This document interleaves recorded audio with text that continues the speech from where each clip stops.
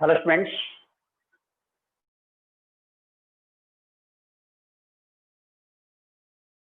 मुझे उम्मीद है कि आप स्वस्थ हैं। जैसा आपको पता है कि ये हमारी लाइव क्लास चल रही है और इसमें आप और हम भले वो ठीक आमने सामने हों, लेकिन आमने सामने होते हैं। हमें ध्रुव जैन की गुड मॉर्निंग मिल गई है,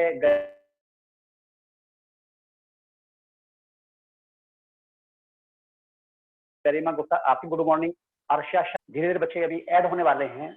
तो मैं हमेशा कहता हूँ बी रेडी विद टाइम, क्योंकि कई बार किसी प्रॉब्लम की वजह से क्लास लेट हो सकती है, पर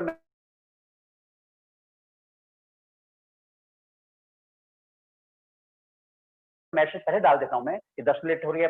देखिए कल हमने क्या पढ़ा था, आपको याद है कल क्या पढ़ा था? हमारा कल का टॉपिक था डेवलपमेंट ऑफ ग्रेफिन फॉलिकल। हमें पता है ग्रेफिन फॉलिकल क्या होता है, what is Graafian follicle? Graafian follicle is a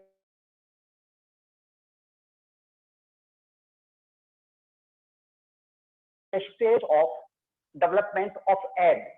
जो एग सिंगल,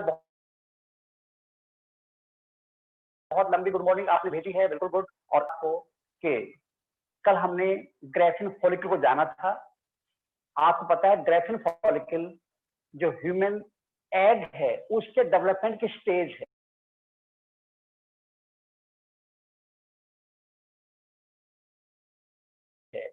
और उसमें actually Graafian follicle contain secondary oocyte stage, और उसके ठीक बाहर की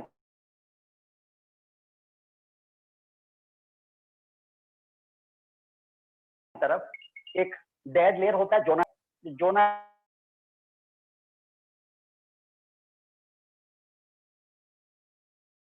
पेलुसिडा है। उसके बीच में स्पेस है जिसका नाम है पेरी स्पेस, उसमें बीच में होता है और इसी स्पेस में प्रेजेंट होती है। तो हमें क्या क्लियर हुआ कि जो फर्स्ट पोलर बॉडी बनेगी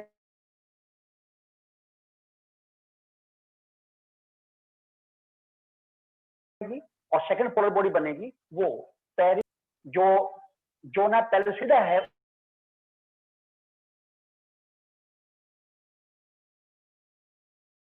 उसके बाहर तरफ एक लेयर बाहर तरफ कैविटी होती है, नाम है एंट्रम कैविटी। और एंट्रम कैविटी फ्लूइड फिल्ड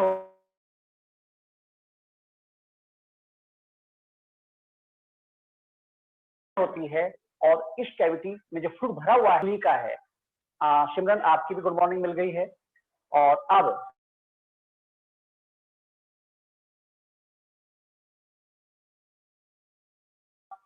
हम और बात कर रहे हैं, क्या है वही हार्मोन बनाता है, और उस हार्मोन का नाम एस्ट्रोजन है।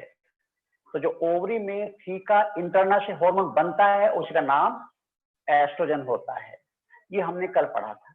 आज हम बात करेंगे एक और इंपॉर्टेंट टॉपिक की, जो हर तरह से इंपॉर्टेंट है, not only for board but also for neat and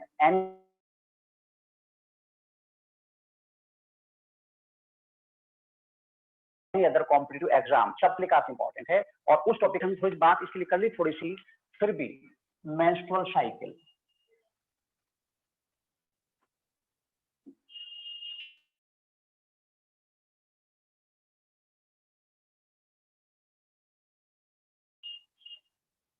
देखिए फीमेल में जो रिप्रोडक्टिव ऑर्गन है उनमें साइक्लिक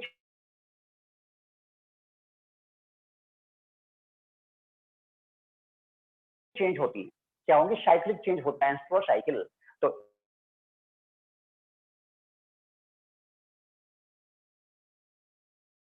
इन द फीमेल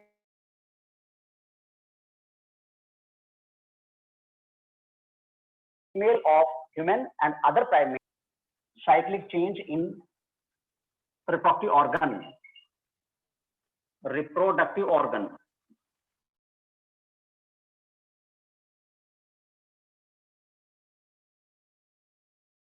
उनमें साइक्लिक चेंज, हम उसकी बात कर रहे हैं।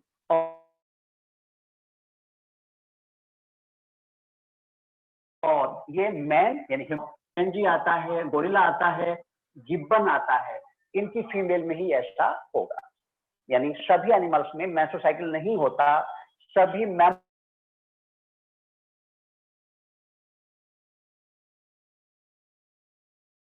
में मेंस्ट्रुअल साइकिल नहीं होता, ये बहुत लिमिटेड मैमल्स में मेंस्ट्रुअल साइकिल होता है।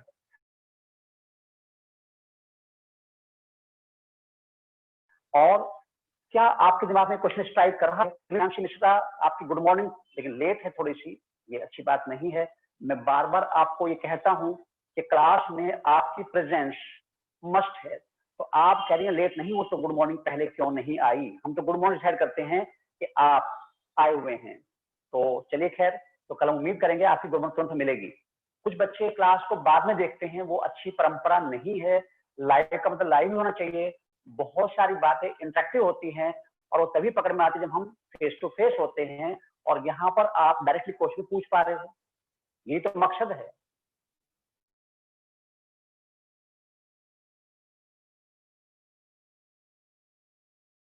चलिए खैर, तो मैं उम्मीद करता हूँ हैं और फिर कहते हैं कि हम तो बाद में देख लेते हैं, तो उनको हम ये कहना चाहते हैं कि ये अच्छी बात नहीं है।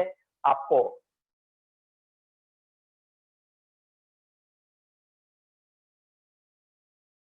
बिल्कुल तैयार होकर क्लास को लेना है। चलिए, क्या है कि जो हाँ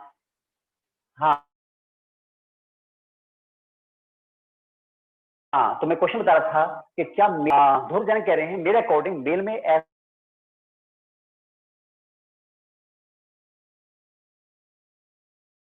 ऐसा कोई साइकिल नहीं होता, लेकिन कुछ मैमल्स में मेल में भी होता है। और आयुषी ने लिखा यस सर। तो आयुषी का मानना है कि जैसे फीमेल में मेंस्ट्रुअल साइकिल होता है, क्योंकि यहाँ तो वो अपरेंट है, जो मेंस्ट्रुअल साइकिल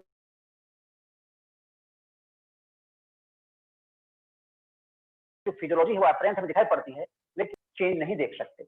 अगर मेंस्ट्रुअल साइकिल ब्लीड ना होता तब भी हम पता ना चलता, लेकिन मेल में होता है। तो आयुषी क्या आप बता सकती हैं कि उसका नाम क्या है जो मेल में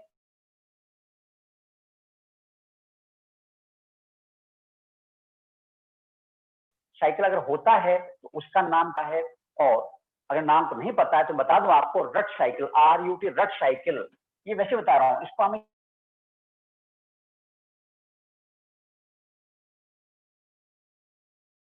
यहाँ नहीं नोट करना रट साइकिल, ये तो हमारा एडिशनल रट साइकिल, इसका नाम रट साइकिल है। और आयुषी कह रही है कि आपने पहले चैप्टर में बता दिया था, इसलिए हमें याद आ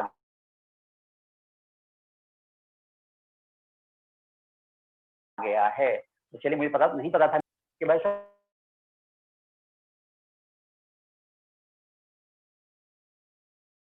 जब उस एलिफेंट ने हंगामा काट रखा है, वो रट साइकिल से गुजरता है।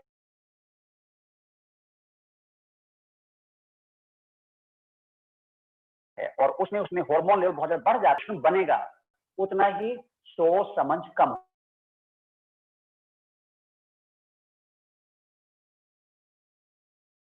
हो जाती है। ये फैक्ट है, कुछ है वो है उसका यहाँ पर हमारे पास डायरेक्ट लेना देना नहीं है। तो अब फिर वापस आ रहे हैं कि जो मेंस्ट्रुअल साइकिल है, देखिए ह्यूमंस में भी होता है, ह्यूमन में भी होता है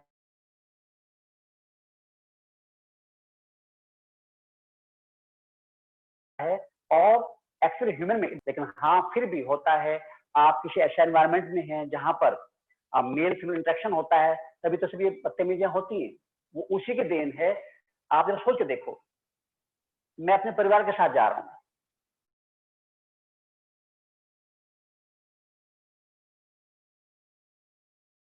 मेरी बहन मेरे साथ है, मेरा परिवार बच्चे साथ आ गया। अब जब थकाई हुई तो हाथ जोड़ रहा है, माफ कर दो,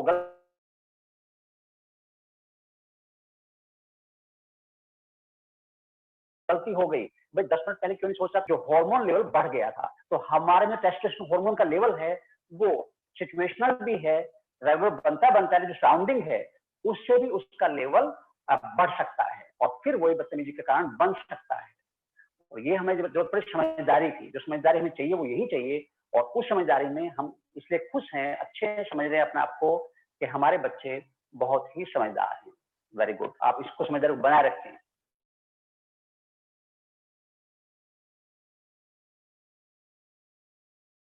इससे मदर फादर का नाम बोलते हमारा बच्चा बिल्कुल अच्छा है और उसमें कोई भी गंदगी किस तरह की नहीं है,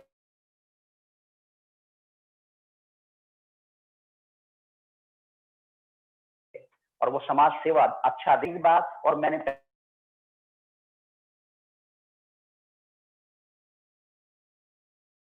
पहले कहा था, कल कहा था कि फर्स्ट मेट्रो साइकिल मीनार्च, नाम जो क्या मीनार्च, ये फर्स्ट मेट्रो साइकिल है। क्वेश्चन बन सकता है, ये फर्स्ट के लिए हम यूज करते हैं और लास्ट के लिए हम क्या यूज करेंगे, मीनोपॉज। ये लास्ट के लिए होता है और फर्स्ट और लास्ट के बीच में जितनी भी एज होती है, जितना भी डेज होते हैं, ईयर होते हैं, वो reproductive life of A lady या फीमेल कहलाते हैं।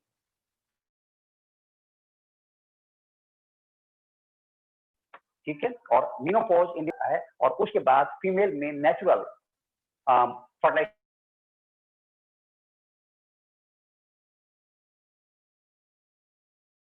नहीं हो सकता क्योंकि एग अवेलेबल नहीं होगा। एग मैच्योर कर सकती है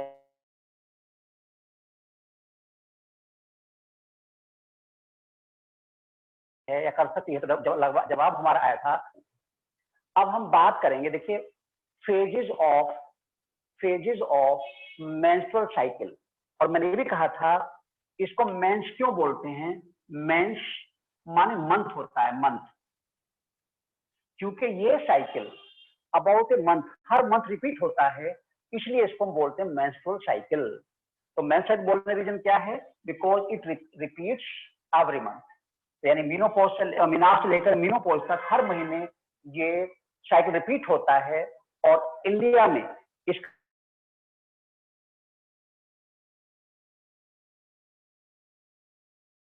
जो स्टैंडर्ड पीरियड है वो 28 डेज है।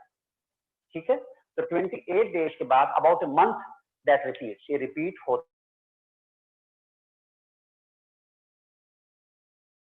रहता है, रिपीट होगा। मेंस्ट्रुअल साइकिल है एक्चुअली, इसको कौन रेगुलेट करता है, तो क्या आप बता पाएंगे?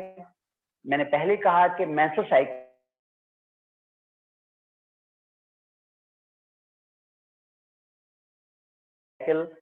हार्मोन से कंट्रोल होने वाला प्रोसेस तो कह रही है, इंडिया से अलग कंट्रीज में अलग है। हाँ, मैंने सिमिलर क्वेश्चन है कि क्या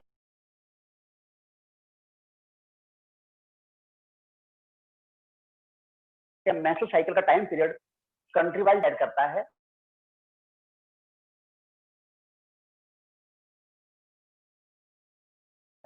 और साउथ वर्ल्ड की मैं बात करूं, जो हॉट क्लाइमेट है वहां पर 26 से 28 डेज में पूरा हो जाता है, और जो कोल्ड क्लाइमेट वाले कंट्री हैं वहां पर 29-31 डेज में कंप्लीट होता है।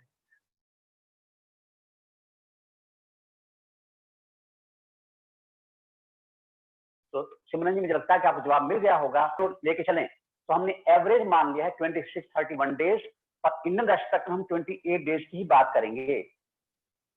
और बच्चे जवाब मुझे मिल रहे हैं कि एस्ट्रोजन हार्मोन कंट्रोल करता है। तो अभी मैंने पूछा था कि कौन सा पार्ट, मैं हार्मोन की बात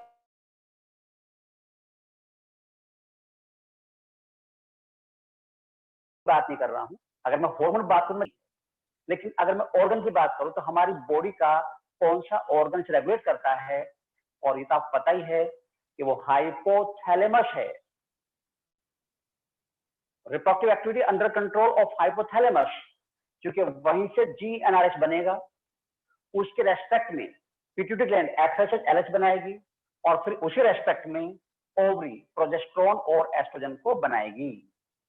तो hypothalamus regulate the menstrual cycle, और इसके लिए वो जीएनआरएच रिलीज करता है, और ये जीएनआरएच कहां पहुंचेगा, ट्रांसपोर्ट टू पिट्यूटरी, और फिर पिट्यूटरी से क्या बनेगा, एफएसएच एलएच, और फिर वो जाएंगे ओवरी में ब्लड के थ्रू, और फिर ओवरी बनाएंगी क्या, एस्ट्रोजन प्रोजेस्टेरोन। तो ओवरऑल 4 हार्मोन कंसर्न होते हैं मेंस्ट्रुअल साइकिल से। अब मेंस्ट्रुअल साइकिल में अगर मैं बात रिप्रोडक्टिव ऑर्गन की बात करूं, तो ध्रुव जैन क्वेश्चन ये है, अगर हमें एक हार्मोन सेलेक्ट करना हो तो हम कौन सा सेलेक्ट करेंगे? तो भाई साहब, अब मैं आपसे पूछना चाहता हूं, जवाब आप ही देंगे। अब मैं पूछूं, गाड़ी के 4 पहिए हैं, अगर हम सेलेक्ट करें कि कौन से पहिए से हमारी गाड़ी चलेगी। एक बताओ, लेफ्ट वाला, अगले वाला, पीछे वाला। तो आपका जवाब होगा नहीं जी, चारों ही चाहिए। तो ध्रुव जैन, इसमें हम मजबूर हैं कहने के लिए कि इसमें हम बेस्ट वन का ऑप्शन ही अप्लाई कर सकते, क्योंकि चारों के चारों हार्मोन चाहिए होंगे। अगर एक भी गड़बड़ कर रहा है तो मैं साइकिल अफेक्टेड हो जाएगी। तो उम्मीद है कि आपको आपका जवाब मिल गया है। ठीक है, अब सिमरन कह रही एग्जाम्पल बढ़िया दिया और चल अच्छा, आपको अच्छा लगा। और देखो यहाँ पर क्या है, मास्टर बच्चे समझदार हैं, दोनों मिलजुल खेलते हैं, इसलिए मुझे इस बैच को पढ़ाने में बहुत अच्छा लगता है। मैं शुरू से कहता हूँ, और इसके मेरे गवाह बहुत सारे बच्चे हैं। ठीक है, और ऐसे ही बने रहें, क्योंकि मुझे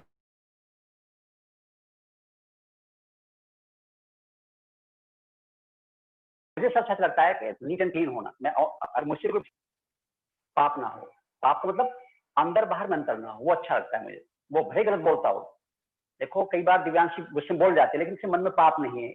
और मैं सबकी बात करूं तो इनके मन में पाप नहीं से अच्छे लगते हैं। तो आरिश खान ने बैच का नाम जोड़ दिया, कमाल। चलिए, तो अब वापस आ जाओ। तो 28 डेज और ओवरऑल ये होगा। अब मुझे देखिए, इस बैच में बहुत सारे फैक्ट समझाने के हैं, तो इसलिए मैं कोशिश कर रहा हूँ कि हर फैक्ट आपकी तरफ पहुंच जाए। संजना यादव जी, आपने गुड मॉर्निंग नहीं भेजी, इसलिए हम आपसे नाराज हैं। गुड मॉर्निंग आपको आते ही क्लास में बैठते ही भेजनी है, कल से याद रखना है। और संजना मिलने वाली भी और संजना याद, दोनों को याद रखना है।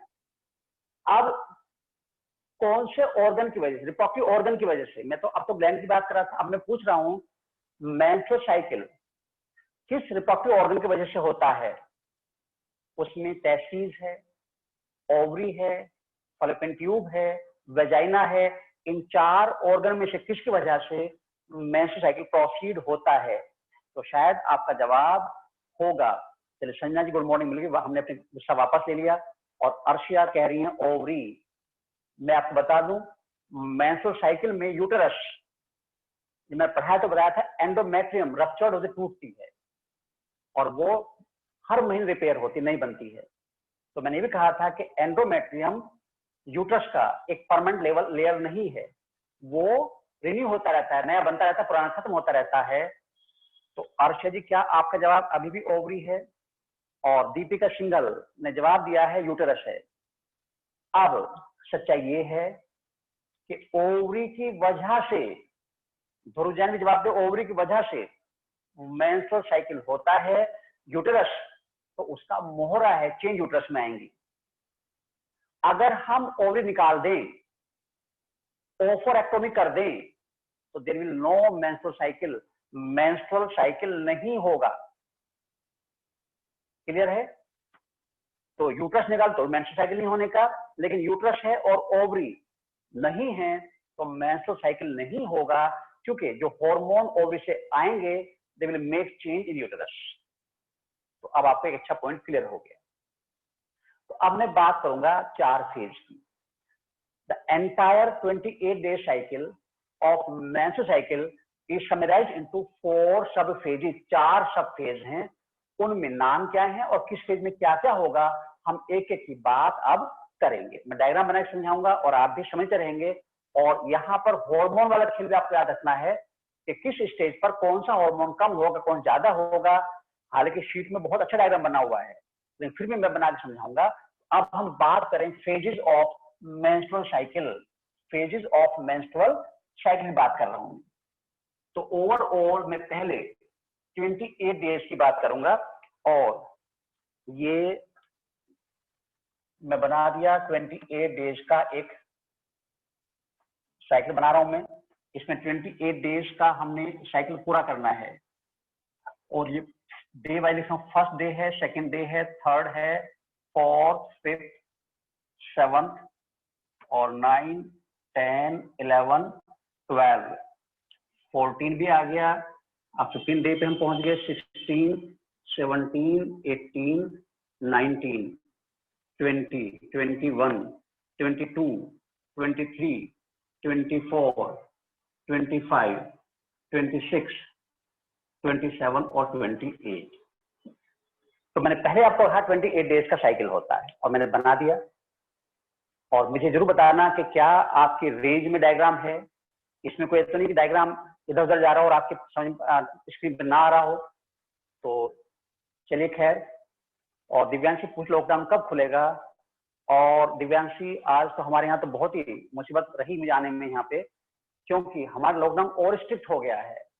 मेरे चारों तरफ हॉटस्पॉट बन गया, बिल्कुल सामने असोड़ा हाउस से गली पार नहीं कर सकते, और साइड में लाल कुर्ती वाला एरिया है, और लाल कुर्ती आज पूरी तरह ब्लॉक करी हुई है। रीजन क्या है कि वहां पर 3 पेशेंट जो बता रहे हैं मुझे अकेले नहीं लेकिन मिले हैं, और इवन आज तो हमारे साइड में ग्रोसरी शॉप और जो कन्फेक्ट शॉप वो भी नहीं खोली गई। वो रीजन क्या है वो जाने, लेकिन मुसीबत का टाइम जरूर चल रहा है, और ये बच्चों के लिए मुसीबत नहीं होना चाहिए, आपके तो खुशी का है, और आप बिल्कुल मस्त होकर पढ़ते रहें, क्योंकि हमारी खुशी हमारे सिलेक्शन से होगी। तो मैंने 28 डेज साइकिल बनाया, और इसमें 4 फेज की बात करूंगा मैं। 4 फेज कौन कौन सी हैं? देखिए, एक फेज होती है जो 1 दिन से लेकर 5 दिन तक की होती है, ये 1 to 5 डेज। इसका नाम है ब्लीडिंग फेज। पहली फेज का नाम है ब्लीडिंग फेज, ब्लीडिंग फेज, ठीक है। और मेंस्ट्रुअल फेज। अब दूसरी फेज होती है 6 डेज से लेकर 13 डेज तक, 13 दिन तक। इसको हम बोलते हैं प्रोलिफेरेटिव फेज या follicular phase, follicular phase phase. और एक नाम इसका और है, और प्रोलिफेरेटिव फेज। ये क्वेश्चन आया हुआ है, अदर नेम इसका प्रोलिफेरेटिव फेज। तो ये दूसरी फेज हो गई।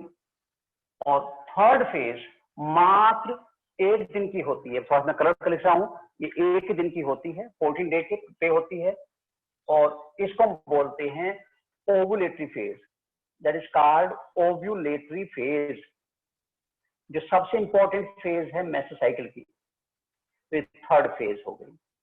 तो पहली फेज ब्लीडिंग फेज है, दूसरी फेज फोलिकुलर फेज और प्रोलिफेरेटिव फेज है, और थर्ड फेज ओव्यूलेटरी फेज है, और फिफ्थ और लास्ट फेज होती है 15 दिन से स्टार्ट होकर लास्ट तक चलती है, और इसको हम बोलते हैं लूटियल फेज। नंबर 4 हो गई लूटियल फेज,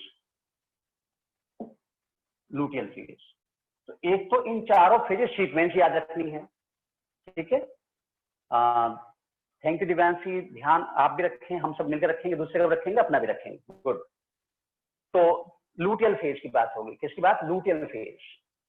तो कुल मिला के 4 फेज हैं। ब्लीडिंग फेज पहली फेज है, सबसे पहले यहां से बात करेंगे, फिर दूसरी फेज फोलिकुलर फेज पाएंगे, जैसे दूसरा नाम प्रोलिफेरेटिव फेज है, थर्ड फेज ओवुलेटरी है, और फोर्थ फेज लूटियल फेज। अब इन फेज में होता क्या क्या है? देखिए, जो पहली फेज ब्लीडिंग फेज है, एक्चुअली इसी फेज में एंडोमेट्रियम रप्चर होगा। जो एंडोमेट्रियम किसका, यूट्रस की वॉल है, वो टूट जाएगी, और उस वॉल में क्या होता है, उस वॉल में प्रेजेंट होता है कैपिलरीज, ब्लड की कैपिलरीज होती हैं। जब एंडोमेट्रियम रप्चर होता है तो फिर ब्लड कैपिलरी रप्चर हो जाती हैं, टूट जाती हैं, और ब्लीडिंग स्टार्ट हो जाता है। तो इसको हम ब्लीडिंग फेज और मेंस्ट्रुअल फेज क्यों कह रहे हैं? क्योंकि यहाँ पर ब्लीडिंग फेज आती है, मेंस्ट्रुअल फेज आती है, ब्लीडिंग स्टार्ट होता है, और जो ब्लीडिंग है ये 3 से लेकर 5 डे चलता है। तो ब्लीडिंग का रीजन क्या है? रप्चरिंग ऑफ द एंडोमेट्रियम, जो सबसे अंदर लेयर होता है यूट्रस का, उसका टूट जाना, उस वजह से ब्लीडिंग फेज होती है, ठीक है। और अब क्या होगा? जो ब्लीड हो रहा है, इस ब्लीड में कम से 3 दिन भी हो सकता है और 5 दिन भी हो सकता है। तो यानी ब्लीडिंग फेज में ब्लीड जो होता है वो 3 डेज to 5 डेज चलता है। और ब्लीड कहां से आ रहा है? By the rupturing of the capillaries, उनके टूटने से आ रहा है। अब एक अच्छा क्वेश्चन, इस ब्लड में आर्टियल ब्लड होता है, वीनस ब्लड होता है? बताइए। अगर हम बात करें, आर्टियल ब्लड होगा, वीनस ब्लड होगा, यानी ऑक्सीजन ब्लड होगा, डीऑक्सीजन ब्लड होगा। तो इसमें 80% ब्लड आर्टियल होता है और 20% ब्लड वीनस होता है। तो मिक्सचर है। और अगर हमें एक शर्त करना पड़ जाए तो हम आर्टियल बोलेंगे, और इन 3 से 5 दिनों बीच में 60 ml ब्लड लॉस होता है, लॉस ऑफ 60 ml ब्लड, ठीक है। और इस ब्लड के साथ जो सेकेंडरी oocyte ओवरी से बाहर आया है वो भी फ्लश कर जाता है। तो मेंस्ट्रुअल ब्लीड में ओवा की कौन सी फेज बाहर आती है? Secondary oocyte। और क्योंकि वो सेकेंडरी oocyte जिसकी डेथ हो चुकी है, और डेथ क्यों हुई? क्योंकि फर्टिलाइजेशन नहीं हुआ है। मैंने आपको बताया था कि एम्पुला पार्ट में सेकेंडरी oocyte 72 आवर्स के लिए स्टे करता है, 72 घंटे के लिए स्टे करता है। और पहले 24 आवर्स इंपॉर्टेंट होते हैं किसके लिए? For fertilization. उसमें वो एक्टिव रहता है, और जैसे 24 आवर्स की टाइम आगे बढ़ेगा तो उसकी जो एफिशिएंसी है कम होती चली जाएगी, और 48 आवर्स आते आते अब वो भले लाइव हो लेकिन will not take part in fertilization, और उसके 48 आवर्स के बाद तो फिर मर ही जाता है, डेथ हो जाती है। तो मेंस्ट्रुअल साइकिल तभी होगा जब फर्टिलाइजेशन नहीं हुआ है, और अगर फर्टिलाइजेशन हो गया तो फिर ये मेंस्ट्रुअल साइकिल नहीं होगा। तो एक बड़ा पॉइंट और हो गया कि no menstrual cycle means pregnancy has confirmed. ठीक है, तो ये हम बात कर रहे हैं मेंस्ट्रुअल साइकिल की। तो पहला फेज कौन सी हुई? ब्लीडिंग फेज और मेंस्ट्रुअल फेज। और कितना लॉस हुआ? सिस्टम ब्लड का लॉस हुआ। ब्लड कैसा था? आर्टियल प्लस वीनस दोनों ब्लड। अब ये तो और नुकसान किया हुआ यूट्रस को, उसके एंडोमेट्रियम टूट गए, रप्चर्ड हो गई। तो पहली फेज में ये हुआ। अब दूसरी फेज में क्या होगा? दूसरी फेज में जैसे ही यानी ब्लीडिंग फेज स्टॉप हो गई, रुक जाएगी, उसी के बाद स्टार्ट होगी फॉलिकुलर फेज या प्रोलिफेरेटिव फेज स्टार्ट हो जाएगी। और इस फेज में जो रप्चर्ड एंडोमेट्रियम है वो रिपेयर होगा। रप्चर्ड एंडोमेट्रियम रिपेयर होगा, जो टूटे लेयर था वो बन जाएगा। और बहुत ही बड़ा क्वेश्चन नीट के लिए, जो रिपेयर होगी it is due to estrogen hormone. Estrogen hormone is responsible for the repair of estrogen hormone. आपको याद रखना है, कल मैं आपसे पहले क्वेश्चन पूछूंगा, 5-7 क्वेश्चन पूछने के बाद तब आगे पढ़ाऊंगा। आपको ये इसके पूरे क्वेश्चन क्लियर करने हैं जो मैं पढ़ा रहा हूं, और फिर शीट आपके पास है। You have to clear every question. आपको समझने के बाद हेडलाइन को पढ़ना है और फिर मेरे क्वेश्चन जवाब देना है, और सभी को जवाब देना है। ठीक है, तो समझना कह ओके सर, तो हम उम्मीद करते हैं आप अच्छा करके बैठोगे, नहीं तो फोन खिंचाई भी करनी पड़ेगी। तो अब एस्ट्रोजन हार्मोन रिपेयर करता है। जैसे जैसे रिपेयर होती जाती है वैसे वैसे ही क्या होगा, जो दूसरी ओवरी में ग्रेफिन फॉलिकल है वो मैच्योर होता जाता है, मैच्योर होता जाता है। तो ग्रेफिन फॉलिकल जो है, एक ओवरी का तो मैच्योर हो चुका है, दूसरी ओवरी में मैच्योर होता जाता है। मैंने बताया था आपको एक कंप्लीट ग्रेफिन फॉलिकल बनने में लगभग कितने दिन लगते हैं? अच्छा, शगुन कहाँ है? हाँ, तो बात सही कर दिव्यांश, शगुन से मेरी कोई बात नहीं हुई, पहले तो बात हुई थी शगुन से, और उसके बाद मेरी कोई बात नहीं हुई है। लेकिन चलिए खैर, उसका फोन आएगा तो हम बात कर लेंगे। तो आप शगुन को मिस कर रही हैं, लेकिन देर से देर आना पड़ेगा। तो 2 महीने लगते हैं, 2 महीने लगते हैं पूरा होने में। पर चूंकि आल्टरनेटिव प्रोसेस चलता रहता है, मैंने कल समझाया था आपको, अगर आज लेफ्ट ओवरी में ग्रेफिन फॉलिकल बनने की शुरुआत हुई तो राइट ओवरी में उसे बनते हुए 1 महीना हो चुका है। जब राइट ओवरी में 2 महीने पूरे हो चुके होंगे तो लेफ्ट में उस टाइम 1 महीना पूरा हो चुका होगा। ये प्रोसेस आल्टरनेटिव चलता रहता है। तो इसलिए एक ओवरी 1 साल में केवल 6 एग या ग्रेफिन फॉलिकल मैच्योर करती है। तो इसका मतलब आपको पहले याद है। तो एस्ट्रोजन हार्मोन रिपेयर हो गया, और अब 6 डे से जो शुरू हुआ था फॉलिकल का डेवलपमेंट, फॉलिकल बनने का process, secondary follicle, tertiary follicle, Graafian follicle, 13 day आते आते ग्रेफिन फॉलिकल मैच्योर हो गया। और अब क्या होगा? अब सबसे बड़ी इवेंट होगी, मेंस्ट्रुअल साइकिल सबसे बड़ी इवेंट है, घटना है, वो होने वाली है, और वो 14 डे पर होती है। इसको हम बोलते हैं ovulation, that we called ovulation. इसको हम बोलेंगे ओव्यूलेशन। और ओव्यूलेशन आपको याद है, ओवरी से सेकेंडरी oocyte का बाहर आना है। और जब सेकंड से बाहर आएगा तभी फर्टिलाइजेशन होने की संभावना बनती है। अगर वो बाहर ना आए या बाहर आके मर जाए तो फर्टिलाइजेशन नहीं होगा। ठीक है, तो ओवुलेशन कौन सी डे पर होता है? 14 डे पर होता है।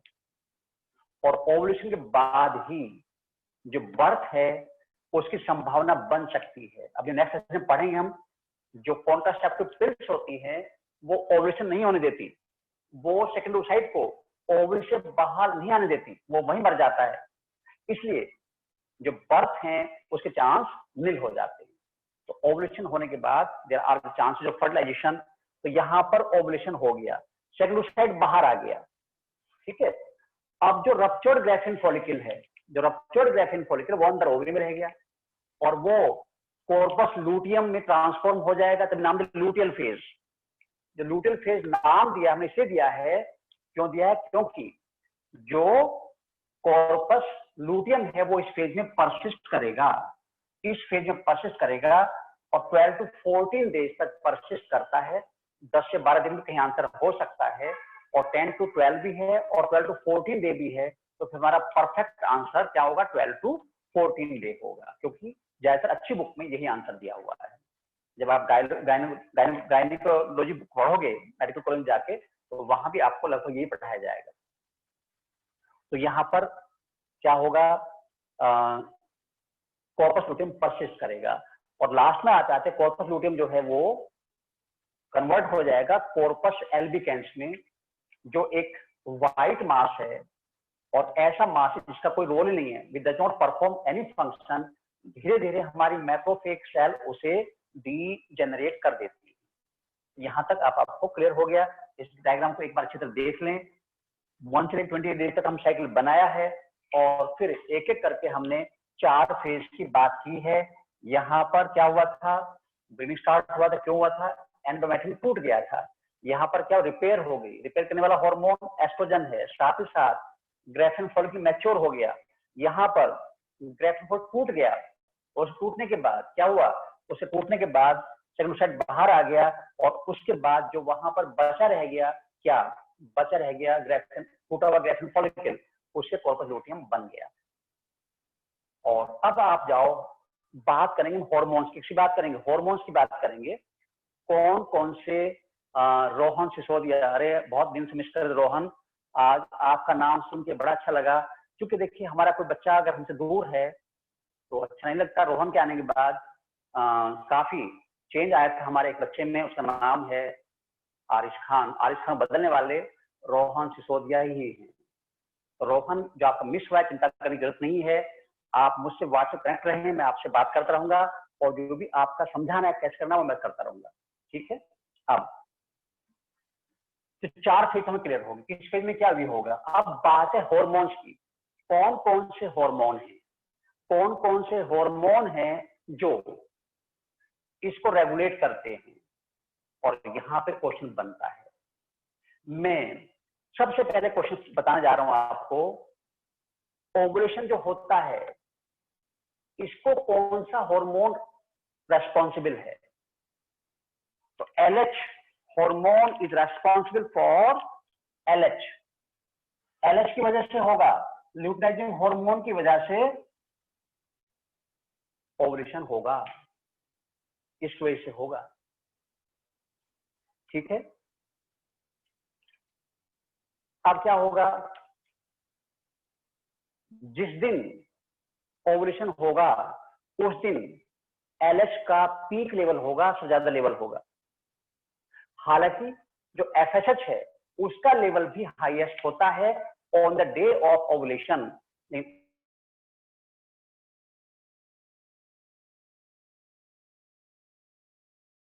अगर हम बात करें, भले FH ज्यादा है, FSH कम है और LH ज्यादा है तो ओवुलेशन होगा।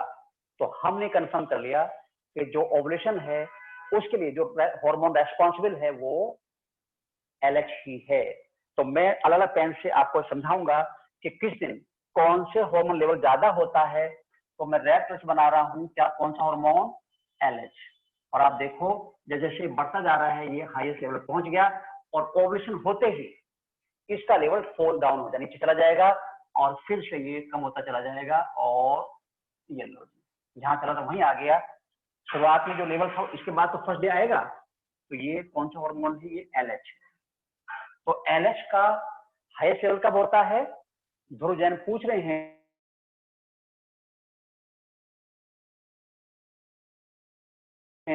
कॉन्ट्रासेप्टिव पिल्स किस हार्मोन, वो प्रोजेस्टेरोन का काम करती है।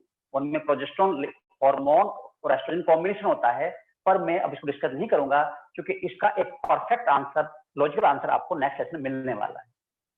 फिलहाल तो आप ये जान ले कि LH has the high level at the time of ovulation, और इसको हम बोलते हैं LH सर्ज। सर्ज में बहुत ज्यादा, तो ये LH सर्ज है, that is called LH surge. Clear हो गया? तो the hormone which is responsible for ovulation that is LH। और अब हम बात करेंगे FSH की। देखिए जिस दिन ओवुलेशन, जिस दिन मेंस्ट्रुएशन स्टार्ट होता है उस दिन FSH का लेवल थोड़ा ज्यादा होता है, और उसके बाद फिर ये भी बढ़ता है, लेकिन कम रहता है किससे? ये कम रहता है LH से। और फिर ये कितना बढ़िया पता चल गया कलर में, ये बन गया FSH। तो जिस दिन स्टार्ट होता है साइकिल उस दिन अगर पूछे कि LH और FSH में किसका लेवल ज्यादा होता है, तो भैया FSH का होता है। इन धीरे धीरे फिर LH ऊपर चला होता चला जाएगा, और FSH भी ऊपर ही है लेकिन LH से नीचे है। और जिस दिन लास्ट होगा तो यहाँ भी आप देख लो, यहाँ पर भी FSH ऊपर आ गया और LH नीचे हो गया, क्योंकि अब यही जो अगला फर्स्ट डे आ जाएगा। तो मुझे उम्मीद है कि दो हार्मोन का लेवल आपको एकदम क्लियर हो गया, ठीक है। और अब हम बात करेंगे दूसरे हार्मोन की। चार हार्मोन मैंने बात की है, तो दूसरे हार्मोन कौन से हैं, और उनका नाम है एस्ट्रोजन और प्रोजेस्टेरोन।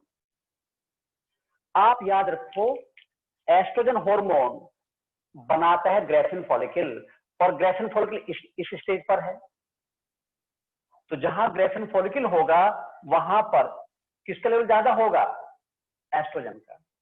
तो इस फेज में एस्ट्रोजन का लेवल बढ़ेगा, क्योंकि एस्ट्रोजन यहां पर ग्रेफिन फॉलिकल अवेलेबल है, और ग्रेफिन फॉलिकल के थिक एंटेना से ही एस्ट्रोजन बनना है। तो इस पहले यानी यहां से लेके यहां तक तो ओवुलेशन तक तो ज्यादा रहेगा एस्ट्रोजन। और आपको यही बता दूं कि कॉर्पस लुटियम बनाता है प्रोजेस्टेरोन, और कॉर्पस लुटियम यहां पर अवेलेबल है, तो प्रोजेस्टेरोन लेवल यहां बढ़ेगा। तो एस्ट्रोजन लेवल राइज होता है बिफोर ओवुलेशन, और जो प्रोजेस्टेरोन है उसका लेवल राइज होता है आफ्टर ओवुलेशन। ऐसा क्यों है कि जो एस्ट्रोजन को बनाने वाले स्ट्रक्चर है वो तो बिफोर ओवुलेशन अवेलेबल है, और जो प्रोजेस्टेरोन बनाने वाले स्ट्रक्चर है वो आफ्टर ओवुलेशन अवेलेबल है, इसलिए ऐसा होता है। तो मैं दो हार्मोन और बना के दिखा रहा हूं, लेकिन मुझे गड़बड़ी लग रही है कि यहां मैं करूंगा तो बहुत सारी घिचपिच हो जाएगी, पर मुझे करना ही पड़ेगा, तभी आपको क्लियर होगा। या दोबारा बनाऊं? नहीं कर रहा हूं मैं तो। देखो अब हम बात करें किसकी? एस्ट्रोजन की। और एस्ट्रोजन जो है ये बढ़ता जा रहा है, बढ़ता जा रहा है, और यहाँ पीक पे हो गया और फिर कम हुआ, और उसके बाद फिर बढ़ना से थोड़ा सा बढ़ेगा, इससे ऊपर जाएगा। This is estrogen. तो पीक लेवल एस्ट्रोजन का यहां से लेकर यहां तक है, और ऐसा क्यों है? क्योंकि यहीं पर इसको बनाने वाला अवेलेबल है। अब मैं बात करूंगा लास्ट हार्मोन की, जिसका नाम है प्रोजेस्टेरोन। अब देखिए जो प्रोजेस्टेरोन है वो कमी है, ये थोड़ा ब्लू बनाऊंगा तो थोड़ा और क्लियर होगा आपको। ये प्रोजेस्टेरोन है और ये प्रोजेस्टेरोन कमी है, और एकदम जैसे ओवुलेशन होगा बढ़ेगा लेवल, लेकिन फिर नीचे चला जाएगा और नीचे रहेगा एस्ट्रोजन के। तो प्रोजेस्टेरोन जो है वो ये रहा।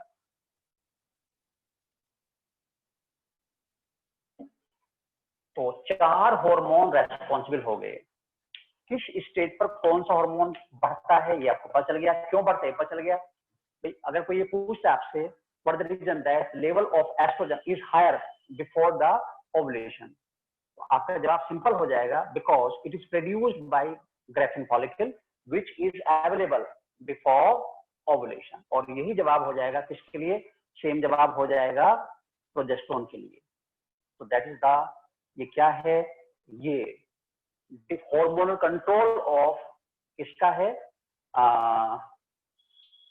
मेंस्ट्रुअल साइकिल का है। तो ये आप जान लें, ये सब चीजें मैं बता दी हैं।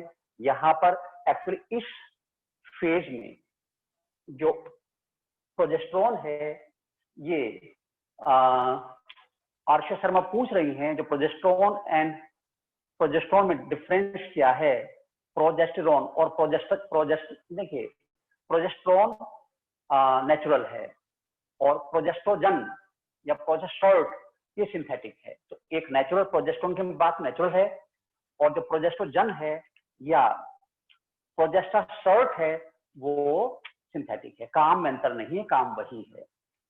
तो अब मुझे उम्मीद है कि चारों हार्मोन का फंक्शन और कहाँ होता है तो क्लियर हो गया। अब हम बात ये भी कर दें, देखिए जो मेंस्ट्रुअल साइकिल है इससे कंसर्न कुछ डिसऑर्डर्स हैं, तो मिटा के आपको डिसऑर्डर की बात करने जा रहा हूं। तो वो डिसऑर्डर कौन कौन सी बात करेंगे। मीनार्च और मीनोपॉज अब क्लियर हो गया है ना, ये हम फर्स्ट और लास्ट में बात कर ली। और अब मैं बात कर रहा हूं एमेनोरिया की। पहला डिसऑर्डर की बात करूं, एमेनोरिया।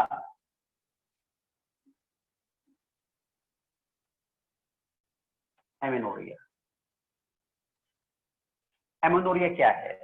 देखिए एमेनोरिया मतलब होता है नो मेंस्ट्रुअल साइकिल, और ये वर्ड तब अप्लाई होगा जब प्यूबर्टी के बाद। प्यूबर्टी से तो होता ही नहीं, वहां हम इसको यूज नहीं करते। लेकिन जब किसी वजह से हार्मोनल इम्बैलेंस की वजह से कुछ ऐसा हो जाए कि जो मेंस्ट्रुअल साइकिल है वो ना हो, दैट इज कॉल्ड एमेनोरिया। तो नो मेंस्ट्रुअल साइकिल, ठीक है। और इसका रीजन हार्मोनल इम्बैलेंस होता है, याद रखिए हार्मोनल इम्बैलेंस। और हार्मोनल इम्बैलेंस फिजियोलॉजिकल और साइकोलॉजिकल हो सकता है। अगर कोई बीमारी है, चिंता है, परेशानी है, तो हार्मोनल इम्बैलेंस हो जाता है और उस कंडीशन में जो साइकिल है वो अफेक्ट होता है। तो अब साइकोलॉजी भी अफेक्ट करती है। दूसरा वर्ड क्या है, मीनोरेजिया डिसऑर्डर। मीनोरेजिया ये क्या है? देखिए मैंने अभी बताया आपको कि जो नॉर्मल मेंस्ट्रुअल साइकिल है उसमें लगभग 60 ml ब्लड का लॉस होता है। लेकिन कुछ रीजन में, कुछ कारणों से अगर एक्सेसिव ब्लीडिंग होती है मेंस्ट्रुअल साइकिल में, तो उसको हम बोलते हैं मीनोरेजिया। ये क्या होगा? एक्सेसिव ब्लीडिंग,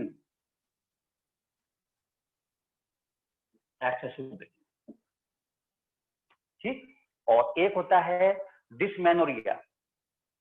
डिसमेनोरिया ये क्या है? देखिए मेंस्ट्रुअल साइकिल में अगर पेन होता है तो उसे बोलते हैं डिसमेनोरिया, यानी पेनफुल मेंस्ट्रुअल साइकिल। तो ये तीन कॉमन वर्ड मैंने बता दिया आपको, टर्म बता दी कि एमेनोरिया क्या है, मिनोरेजिया क्या है, डिसमेनोरेजिया क्या है। तो ये कुछ डिसऑर्डर्स हैं। और मेंस्ट्रुअल साइकिल अगर नहीं हो रही है और कोइटस के बाद नहीं हो रही है, तो इस बात को इंडिकेट करती है कि फर्टिलाइजेशन हो गया है। क्योंकि फर्टिलाइजेशन होने के बाद जो मेंस्ट्रुअल साइकिल नहीं होती, और फिर जो बॉडी है that prepare itself for the development of the embryo, वो एम्ब्रियो डेवलपमेंट के लिए काम करने लगती है। तो हमें क्या समझ में आ रहा है कि मेंस्ट्रुअल साइकिल 4 फेज हैं। हार्मोन कौन से वो क्लियर हो गया, डिसऑर्डर कौन से वो क्लियर हो गया, और कौन सी फेज में क्या क्या होगा हमें ये भी क्लियर हो गया है। तो आज का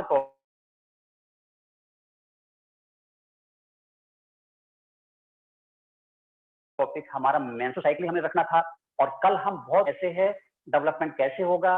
और जैसा अब तो 2 बंदे हो गए, आरिश और रोहन, ये मिलके जिस दिन हमारे बोर्ड पे डेवलपमेंट पूरा होगा ये लड्डू और मिठाइयां बांटेंगे। तो आज क्लास हम यही रोक रहे हैं और कल फिर मिलेंगे 11 बजे। और ठीक है, तो that's all for the day, see you tomorrow.